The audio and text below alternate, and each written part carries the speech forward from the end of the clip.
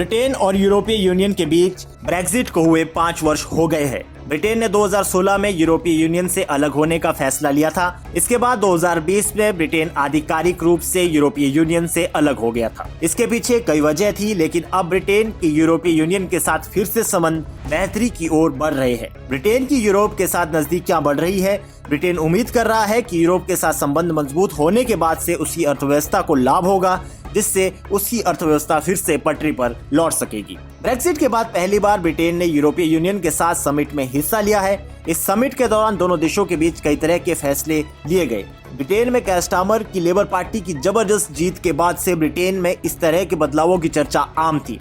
Britain के प्रधानमंत्री care Starmer ने इस फैसले को ऐतिहासिक और बदलाव की राजनीति वाला बताया है। प्रधानमंत्री सर केयर स्टारमर का यूके EU समिट पर बड़ा बयान। प्रधानमंत्री सर केयर स्टारमर ने कहा कि ब्रेक्जिट की राजनीतिक लड़ाई से आगे बढ़ने का समय आ गया है, क्योंकि यूके और यूरोपीय संघ ने संबंधों को फिर से शुरू करने पर सहमति जताई है। यूके और EU ने समझौते किए हैं, जिसमें मछली पकड़ने, व्यापार, रक्षा, ऊर्जा और कई नीतिगत क्षेत्रों में संबंधों को मजबूत करना शामिल है, जिन पर अभी भी बातचीत होनी बाकी है। इस समझौते में एक महत्वपूर्ण हिस्सा यूरोपीय मछली पकड़ने वाली नौकाओं को कुछ व्यापार संघर्ष को कम करने के बदले में ब्रिटिश समुद्र में 12 साल तक मछली पकड़ने की अनुमति देना है। ये 2020 में यूके के आधिकारिक रूप से EU छोड़ने के बाद सबसे बड़ा फैसला है, जो कि ब्रेक्जिट पर वर्षों की असहमति के बाद आया है। भारत और अमेरिका के साथ समझौते के बाद ये ब्रिटेन का तीसरा सबसे बड़ा समझौता है। इस समझौते के तहत ब्रिटेन की अर्थव्यवस्था को एकाएक मजबूती नहीं मिलेगी, लेकिन आने वाले समय में इन समझौतों से उसकी अर्थव्यवस्था में बड़े पैमाने पर बदलाव आएगी। इन समझौतों के बाद ब्रिटेन अपने देश में कई निवेशकों को आकर्षित कर सकता है। इस पर ब्रिटेन ने कहा कि अपने सबसे बड़े व्यापारिक साझेदार के साथ समझौते से कृषि उत्पादों के लिए लाल फीताशाही कम होगी, खाद्य पदार्थ सस्ते होंगे, ऊर्जा सुरक्षा में सुधार होगा और 2040 तक अर्थव्यवस्था में लगभग 9 बिलियन की वृद्धि होगी, जिसका आकार लगभग 2.6 ट्रिलियन पाउंड है।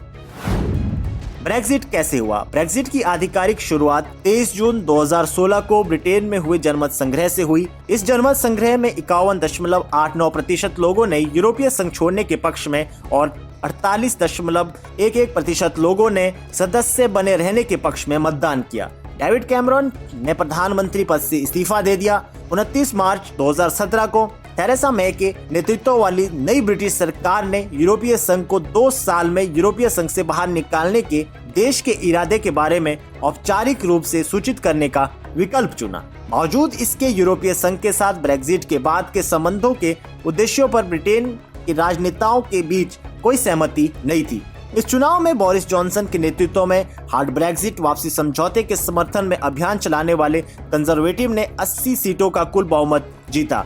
दिसंबर 2019 के चुनाव के बाद ब्रिटिश संसद ने अंत में यूरोपीय संघ अधिनियम 2020 के साथ वापसी समझौते की पुष्टि की। बता दें कि यूनाइटेड किंगडम 4 देशों से बना है। इसमें इंग्लैंड, स्कॉटलैंड, वेल्स और उत्तरी आयरलैंड शामिल है। ये देश, जिन्हें सामूहिक रूप से ग्रेट ब्रिटेन के नाम से जाना जाता है, ग्रेट ब्रिटेन द्वीप पर स्थित है। बहरहाल यूके EU एक बार फिर से अपने संबंधों को बेहतर करने की दिशा में कदम उठा रहे हैं। ऐसे में ब्रिटेन ने साफ कर दिया है कि आने वाले दिनों में वह अपने देश की आर्थिक स्थिति को मजबूत करने की दिशा में काम करेगा। इसका परिणाम क्या होता है, ब्रिटेन को कितनी कामयाबी मिलती है, इस पर सबकी नजर बनी रहेगी। फिलहाल के लिए इस खबर में इतना ही। देश और दुनिया की बड़ी खबरों के लिए देखते रहिए पंजाब केसरी TV। हमसे जुड़े रहने के लिए हमारे YouTube चैनल को सब्सक्राइब करें और नई वीडियो की नोटिफिकेशन के लिए बेल आइकॉन को दबाएं।